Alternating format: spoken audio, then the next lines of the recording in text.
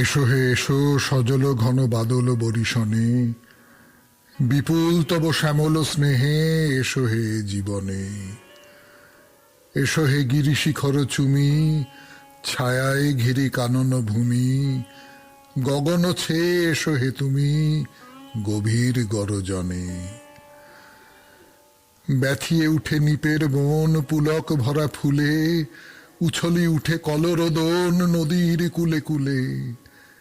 এসো হে এসো হৃদয় ভরা, এসো হে এসো পিপাসা হরা, এসো হে আঁখি শীতল করা ঘনায় এসো মনে। গীতাঞ্জলির কবিতা শুনলেন। সৌমিত্র বসু শুরু করছে তার কথা শরণাগত অনুষ্ঠানে 92.7 বিগ এফএম এ।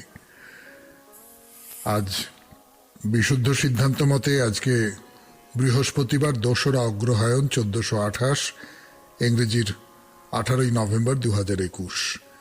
তিথি কার্তিক শুক্লপক্ষ চতুর্দশী, নক্ষত্র ভরণী। সূর্যোদয়ের সময় ভোর 5:55 হয়ে 5 সেকেন্ড।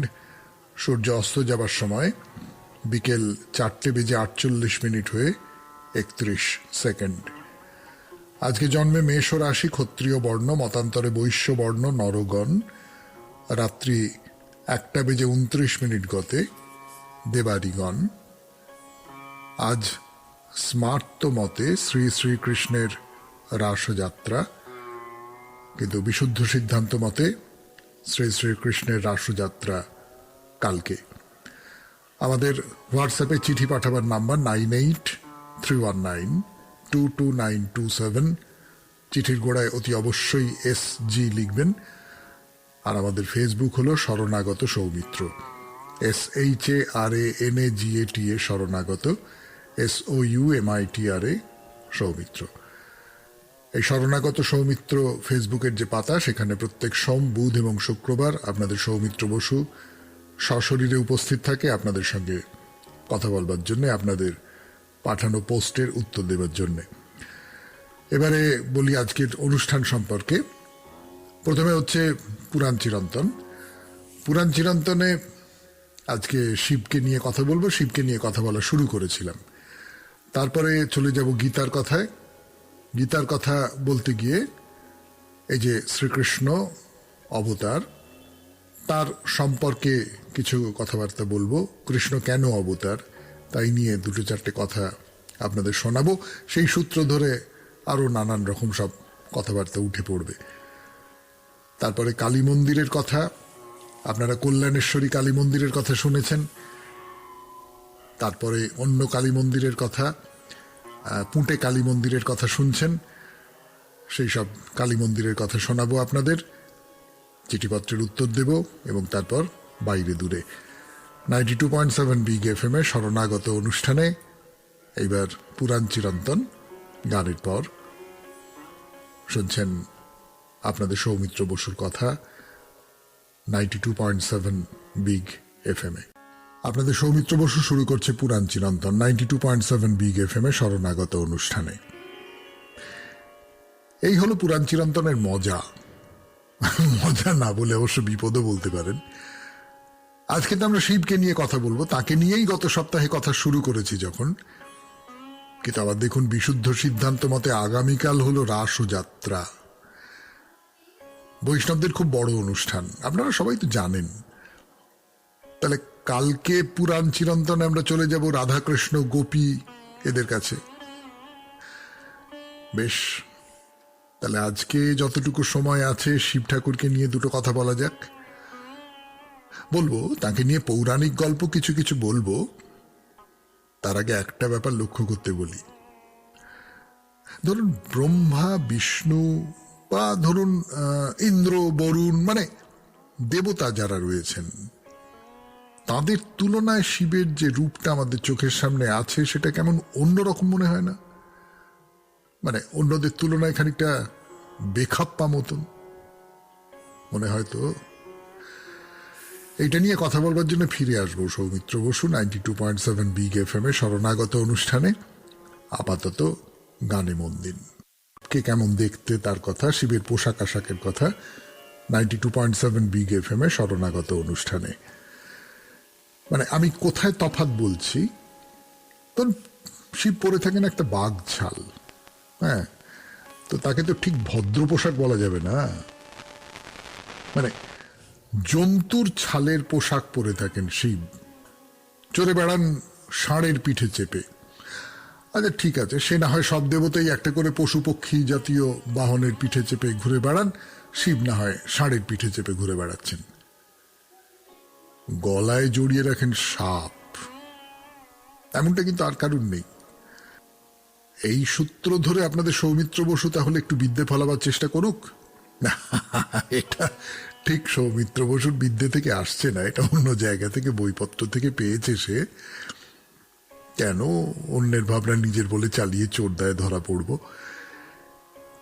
এদেশে আর্যরা আসবার আগে আপনারা সবাই জানেন, এখন পাকিস্তানে হারাপ্পা, মহেঞ্জোদারো এই সমস্ত অঞ্চলে একটা সভ্যতা গড়ে উঠেছিল, একেবারেই শহুরে সভ্যতা। সেখান থেকে পাওয়া একটা শিলমোহরে দেখছি একজন তপস্যা করতে বসেছেন, তার চারপাশে বেশ কিছু জীবজন্তু। তা পণ্ডিতেরা অনুমান করেছেন যে তিনি জন্তু জানোয়ারদের দেবতা, এবং পণ্ডিতেরা এও অনুমান করেছেন যে এই দেবতাই হলেন শিবের পূর্বসূরি। তাহলে কি শিব ঠাকুর ছিলেন পশুদের দেবতা? হতেই পারেন। এখনো তো পশুপতি বললে শিবকেই বোঝায়। তো শিব বা মহাদেব যাই বলুন না কেন, তার গল্প শুরু করা যাক তার জন্মের কথা বলে। ভেবেছেন কখনো শিবের জন্ম কিভাবে হলো?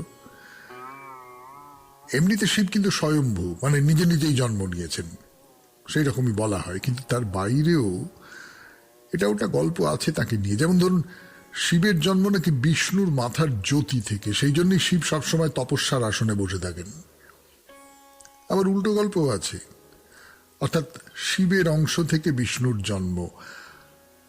আসলে এটা বোধহয় আদিকালে বৈষ্ণব আর শৈবদের মধ্যে আকচা আকচির ফলে এই সমস্ত গল্প তৈরি হয়েছে। একটা গল্প শোনাই আপনাদের। লোক পিতামহ ব্রহ্মা, তার একটি ছেলের শখ হলো, তো তিনি তো ছেলের জন্য তপস্যা করতে লাগলেন। কিছুটা তপস্যা করার পরে তার কোলে একটি শিশু আবির্ভূত হলো, হয়েই সে প্রবল জোরে কাঁদতে আরম্ভ করলো। আর বাচ্চারা জন্মেই কাঁদে, আমি জানি না, ব্রহ্মা হয়তো সেটা জানতেন না। তিনি সেই শিশুকে জিজ্ঞেস করলেন, তুমি এইভাবে কাঁদছো কেন বাচ্চা? সেই শিশু বলল, এই যে আমি জন্মেছি, আমার কি নাম? আমার নাম তো ব্রহ্মা নয়, তাহলে আমার কি নাম? তখন ব্রহ্মা তার নাম দিলেন রুদ্র। রুদ্র, রুদ্র মানে কি? না, আপনি যা ভাবছেন তা না। রুদ্র মানে যা আমরা সাধারণভাবে জানি তা না। রুদ্র মানে যে রোদন করে, যে সবসময় কাঁদে।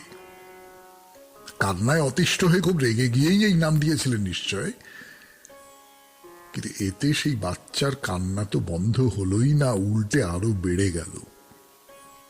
তখন ব্রহ্মা তার আর একটা নাম দিলেন, সেটাও তার পছন্দ হলো না, সে কাঁদতেই লাগলো, কাঁদতেই লাগলো।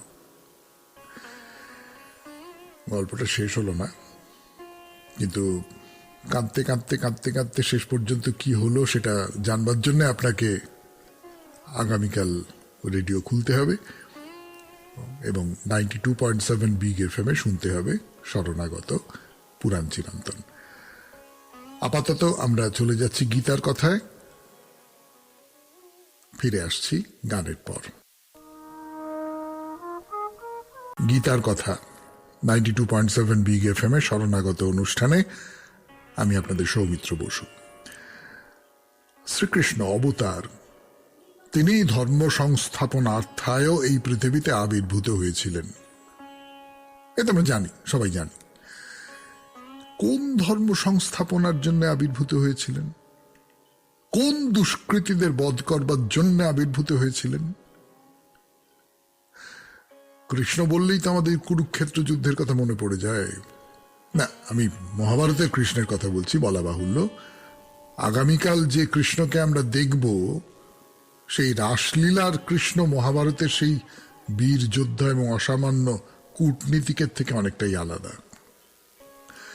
তো যাই হোক, এই নিয়ে পরে কথা বলা যাবে। আপাতত বলি, কুরুক্ষেত্র যুদ্ধেই যে শুধু তিনি ন্যায় ধর্ম প্রতিষ্ঠা করেছিলেন এমনটা কিন্তু নয়, তার বাইরেও তিনি এই কাজ করেছেন। সেরকম গল্প আজকে শুরু করি। জরাসন্ধের গল্প। যুধিষ্ঠির যখন রাজসূয় যজ্ঞ করবার জন্য শ্রীকৃষ্ণের কাছে অনুমতি চাইতে গেলেন, তখন শ্রীকৃষ্ণ তাকে কি বললেন সেটা জানাবার জন্য আপনাদের সৌমিত্র বসু ফিরে আসবে গানের পর এই 92.7 বিগ এফএম এ শরণাগত অনুষ্ঠানে। বলছিলাম আপনাদের যে যুধিষ্ঠির তো রাজসূয় যজ্ঞ করবেন বলে ঠিক করে ফেলেছেন, কৃষ্ণের কাছে অনুমতি চাইতে গেছেন। 92.7 বিগ এফএম এর শরণাগত অনুষ্ঠানের শ্রোতারা শুনছেন সেই গল্প। তো কৃষ্ণ বললেন যে যুধিষ্ঠির, আপনার সাম্রাজ্য লাভের অধিকার আছে সত্য, কিন্তু এই দেশে যতজন রাজা আছেন তাদের উপরে কি আপনার আধিপত্য আছে? তারা সবাই কি নিজেদের আপনার অধীন বলে মেনে নিতে রাজি? না, মানবেন না। তারা সম্রাট বলে মেনেছেন জরাসন্ধকে। জরাসন্ধই এখন ভারতের সম্রাট। তাহলে জরাসন্ধের বিরুদ্ধে যুধিষ্ঠিরকে যুদ্ধে প্ররোচিত করা হলো। কেন হলো? ধর্ম সংস্থাপন করবার জন্যে। জরাসন্ধ একটা পাশবিক যজ্ঞ করেছিলেন। না, পাশবিক শব্দটা বলে বোধহয় ঠিক করলাম না, কেননা পশুরা এমন কাজ করবার কথা ভাবতে পারে না। সেই জরাসন্ধ ঠিক করেছিল এমন একটা যজ্ঞ করবে যেখানে 100 জন রাজাকে বলি দেওয়া হবে। হ্যাঁ, নরবলি 100 জন রাজাকে ঠিক করেছিল এবং সেই মতো কাজও শুরু করে দিয়েছিল। বলি দেবার জন্য পশুকে যেমন বেঁধে রেখে দেয়, তেমনি করে 86 জন রাজাকে সে ধরে নিয়ে বেঁধে রেখে দিয়েছিল। বাদবাকি রাজারা বেশ কিছু দূরে গিয়ে আশ্রয় টাশ্রয় নিয়েছিল আর কি। তাহলে ভাবুন তার কত ক্ষমতা। তা এমন মাস্তান রাজাকে বাকি রাজারা মেনে নেবে না, এ কখনো হতে পারে? তার আবার একজন চেলা ছিল, তার নাম ছিল শিশুপাল, আর একজন ছিল বাসুদেব। হ্যাঁ, কৃষ্ণের নামে নাম। সেই জন্য সে কৃষ্ণের যা কিছু চিহ্ন, সেই শঙ্খ চক্র এই সমস্ত ধারণ করে ঘুরে বেড়াতো, আর চারপাশের লোকজনকে বলতো, আরে কে কৃষ্ণ? আমি তো কৃষ্ণ। জরাসন্ধের এইসব ভক্ত অনুচর ছিল, তারা ছিল নানা রাজ্যের রাজা। না, আমরা তাদের কথা খুব বড় করে বলতে চাইছি না, মনে হচ্ছে তাতে গীতার থেকে চোখ সরে গিয়ে গল্পের দিকে চলে যেতে পারে। তাই ছোট্ট করে বলি, শ্রীকৃষ্ণ এদের কাউকে হত্যা করে, কাউকে বন্দি করে দেশে ধর্মরাজ্য স্থাপন করেছিলেন। তার ইচ্ছে ছিল সেই ধর্মরাজ্যের রাজা হবেন যুধিষ্ঠির, কিন্তু তা তো হলো না। তখন আবার কুরুক্ষেত্র যুদ্ধ করতে হলো, এবং আমরা সবাই জানি কৃষ্ণ যুদ্ধে নিশ্চেষ্ট থাকবেন বলে বলেছিলেন, কিন্তু অন্যকে দিয়ে কি করে পাপের পরাজয় আর পুণ্যের জয় ঘর চাটতে হয় সেটা তিনি বিলক্ষণ জানতেন। তো সে তো হলো, অবতার দুর্বৃত্তদের বধ করে ধর্ম স্থাপন করবেন। কিন্তু অবতার হবার এইটাই কি একমাত্র শর্ত যে দুর্বৃত্তদের বধ করে তিনি ধর্ম সংস্থাপন করবেন? যদি এইটাই একমাত্র শর্ত হয়, তাহলে বরাহ, কুর্ম ইত্যাদি অবতার, রাম, কৃষ্ণ, পরশুরাম ইত্যাদিরা অবতার। কিন্তু ধরুন বুদ্ধ কি করে অবতার হন? তিনি তো যুদ্ধ লড়াই কিছু করেননি। বা ধরুন যীশু খ্রিস্ট, চৈতন্যদেব, আমাদের ঠাকুর রামকৃষ্ণদেব, তাদের আমরা অবতার বলবো কোন হিসেবে? সেই হিসেবের কথা আজকে নয়, আগামীকাল গীতার আলোচনায় শোনাবো সেই কথা। আপাতত গান শুনবো, গানের পর কালী মন্দিরের কথা। 92.7 বিগ এফএম এ শরণাগত অনুষ্ঠানে আমি আছি আপনাদের সঙ্গে, আপনাদের সৌমিত্র বসু। গানের পর আবার সৌমিত্র বসুর কথা, এবারে সে কালী মন্দিরের কথা বলবে। তবে ওই বরাকর টরাকরের দিকে অত দূরে কোনো কালী মন্দির নয়, ঘরের পাশেই, মানে আমাদের বিগ এফএম এর শ্রোতাদের বেশিরভাগের কথা ভেবেই বলছি, তারা তো কলকাতা বা তার আশেপাশেই থাকেন মোটামুটি। বিগ এফএম ওই কলকাতার আশপাশের অঞ্চলটাতেই পৌঁছয় বলে তাদের পক্ষে টুক করে পুঁটেকালীকে দেখে আসা তেমন কোনো ব্যাপারই না। কিন্তু পুঁটেকালী নামটা এমন কেন হলো, এই হচ্ছে প্রশ্ন। বহুদিন আগে এখানে দেবী কালিকার একটি বিগ্রহ ছিল। না, বিগ্রহটা প্রথমে কোনো মন্দিরের মধ্যে থাকতো না, থাকতো একটা ইদারায়। হ্যাঁ, ইদারা মানে কুয়োর ভেতরে থাকতো। সে তখন ধরুন সেই সম্রাট আকবরের আমল। এই কালীকৃষ্ণ ঠাকুর স্ট্রিট তখন গঙ্গার লাগোয়া একটা খালের পাশের এক টুকরো জমি ছাড়া আর কিচ্ছু নয়। বলবো, পুরো ইতিহাসটা বলবো যতটা আমি জানি। 92.7 বিগ এফএম এ শরণাগত অনুষ্ঠান শুনছেন। গানের পর আবার ফিরে আসছি আমি বাকিটুকু বলবার জন্য। কথা বলছিলাম যে ইঁদারায় দেবী থাকতেন এবং সেই ইঁদারার একটা ইতিহাস আছে। সেই সময় ওই যে জঙ্গল, সেখানে একদিকে যেমন প্রচুর বুনো জন্তু জানোয়ার থাকতো, অন্যদিকে তেমনি ছিল দুর্ধর্ষ নিষ্ঠুর সব ডাকাতদের আড্ডা। সেই ডাকাতেরা পথিকদের কাছ থেকে শুধু যে তাদের সর্বস্ব কেড়ে কুড়ে নিত তাই নয়, তাদের ধরে ধরে খুন করত, তারপর সেই সব লাশ ফেলে দিত এই ইঁদারার ভেতরে। সেইখানেই অধিষ্ঠিত ছিলেন দেবী কালিকা। এমনি করে দিন যায়। তো হুগলি জেলার ভুরসুট পরগনা থেকে একজন, তার নাম মানিক বন্দ্যোপাধ্যায়, তিনি ঘুরতে ঘুরতে এখানে এসে পড়লেন। তিনি ছিলেন তন্ত্র সাধক। এখন যারা তন্ত্র সাধনা করেন তাদের তো একটু নির্জন জায়গা দরকার হয়। মানে আপনারা তো জানেনই যে তন্ত্র সাধনায় নানান রকম সব আচার অনুষ্ঠান আছে। অনেক মানুষের মধ্যে বসে, সমাজের মধ্যে বসে সেইগুলো করা যায় না।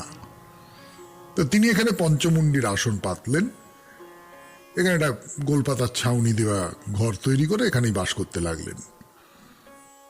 সে ধরুন আজ থেকে তা হবে 470 বছরের মতো আগেকার কথা। তো এই যে মানিক বন্দ্যোপাধ্যায়, এদের বংশটাই ছিল তান্ত্রিকদের বংশ। তো এই মানিক বন্দ্যোপাধ্যায়ের একজন বংশধর, তার নাম খেলারাম বন্দ্যোপাধ্যায়। এই খেলারাম বন্দ্যোপাধ্যায়ের সামনেই একটা ঘটনা ঘটে, তার থেকেই এই দেবীর নাম, মন্দিরের নাম পুঁটেকালী বা পুঁটেকালীর মন্দির হয়ে গেল। ব্যাপারটা কি হয়েছিল? খেলারাম মন্দিরের সামনে বসে হোমযজ্ঞ করছিলেন। তো পুজো দালানের ধার ঘেঁষে বয়ে চলেছে গঙ্গার কাটা খাল। যজ্ঞের মধ্যে হঠাৎ সেই খাল থেকে একটা পুঁটি মাছ লাফিয়ে উঠল আর পড়বিত পর এসে পড়ল সেই যজ্ঞের আগুনে। বুঝতেই পারছেন, সঙ্গে সঙ্গে পুড়ে ঝামা হয়ে গেল মাছটা। তো খেলারাম আর কি করেন, পোড়া মাছটাকে নিয়ে তিনি আবার সেই কাটা গঙ্গার জলে ফেলে দিলেন। পরক্ষণেই একটা অদ্ভুত কাণ্ড ঘটল। গঙ্গার জলে পড়া মাত্র সেই মাছের শরীর থেকে পোড়া দাগ সব মিলিয়ে গেল, সে প্রাণ ফিরে পেল, তারপর তিত্তির করে ল্যাজ নাড়তে নাড়তে ভেসে চলে গেল।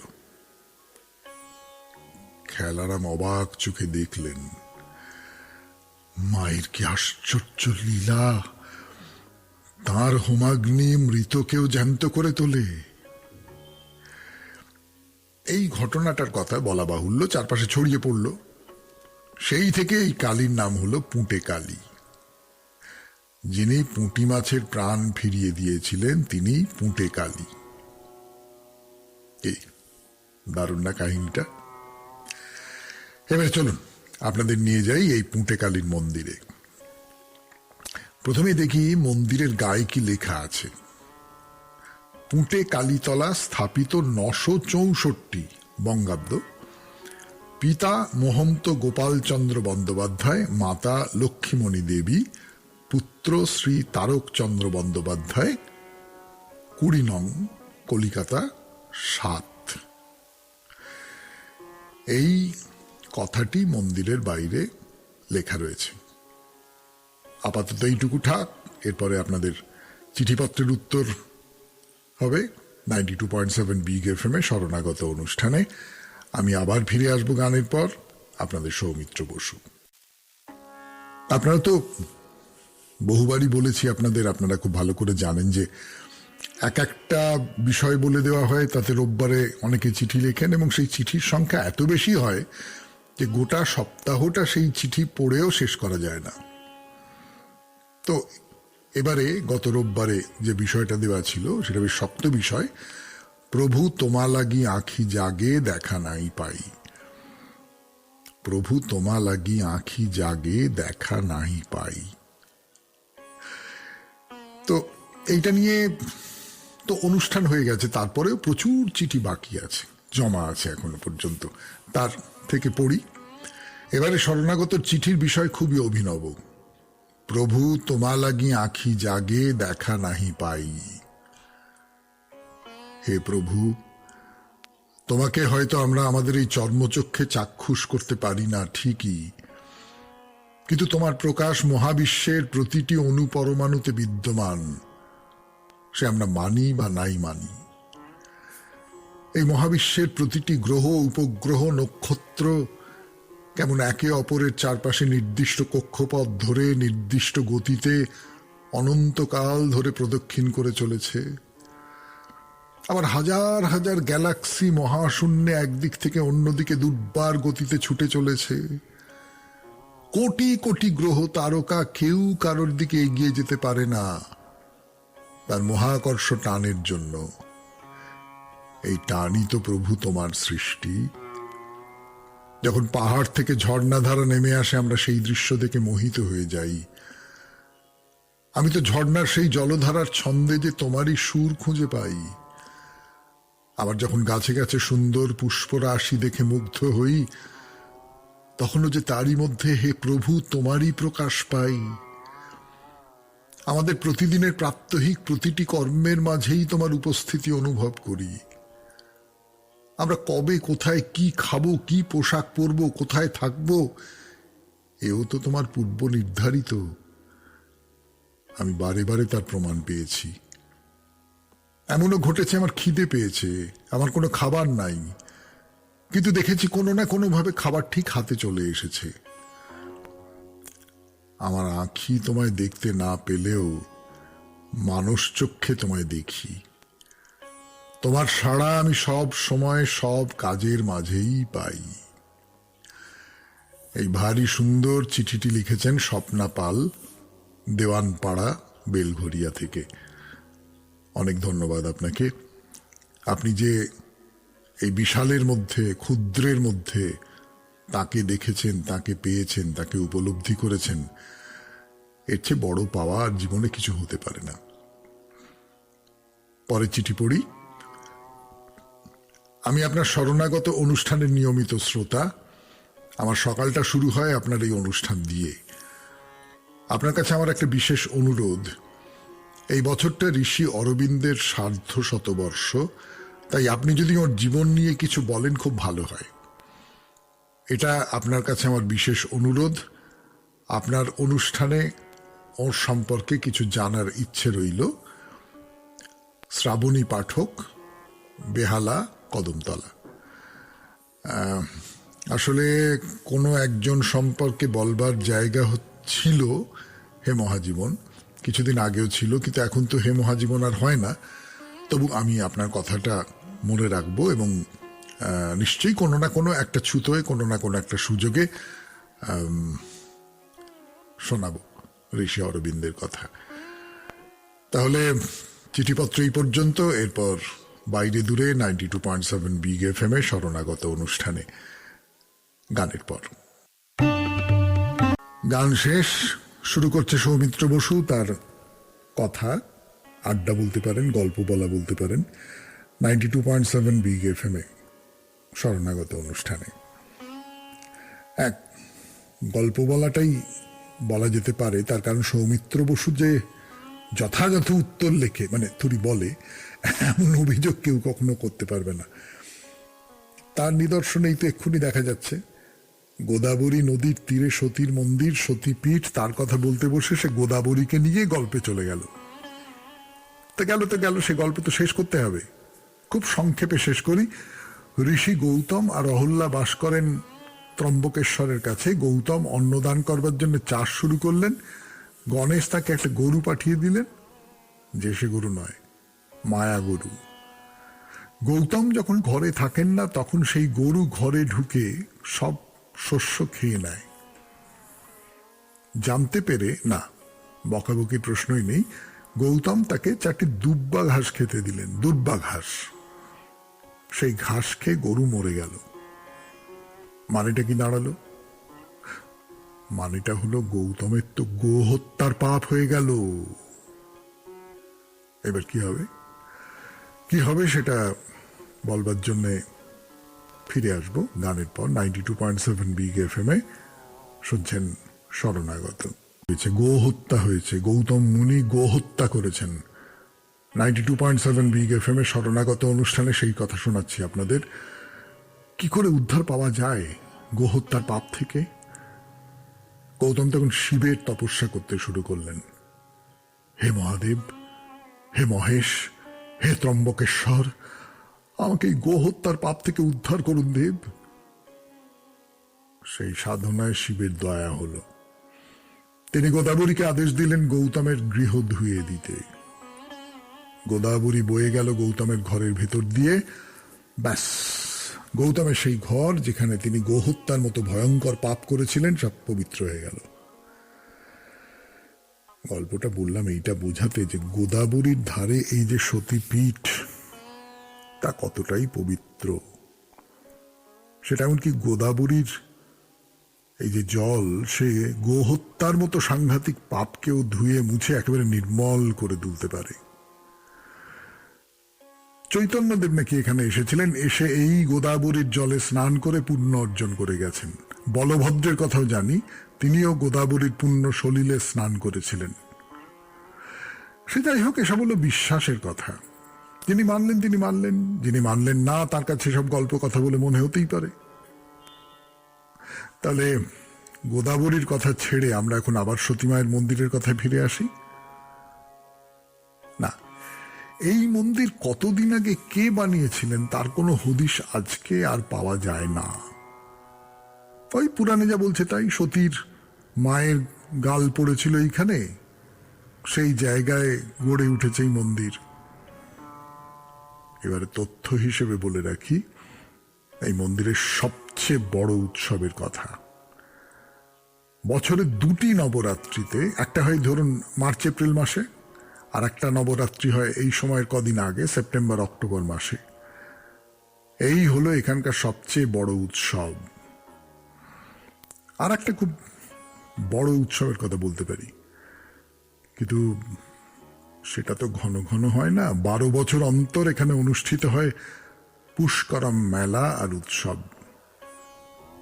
গোদাবরীর তীরে হয় এই উৎসব।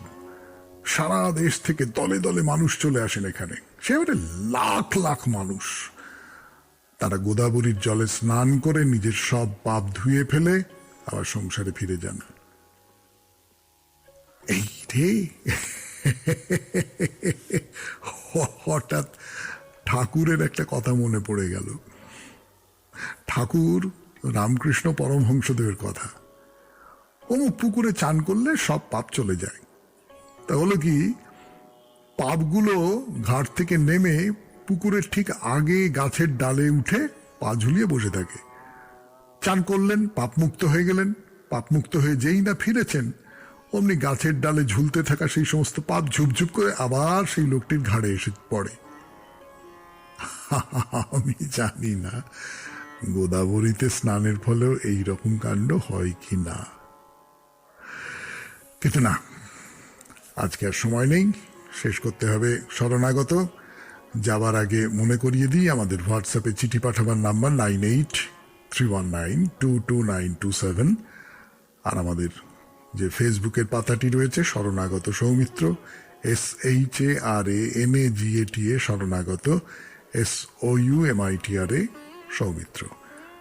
প্রত্যেক সোম, বুধ, শুক্র রাত 9:30 এই ফেসবুক থেকে আপনাদের সঙ্গে যোগাযোগ হয়, কথা হয়, আড্ডা হয়, আর নতুন নতুন শ্রোতার সঙ্গে পরিচিত হওয়ার সুযোগ হয়। সেই সুযোগ অব্যাহত থাকুক, আপনারাও ভালো থাকুন, আমরা সবাই মিলে ভালো থাকি। এসো হে এসো সজল ঘন বাদল বরিশনে বিপুল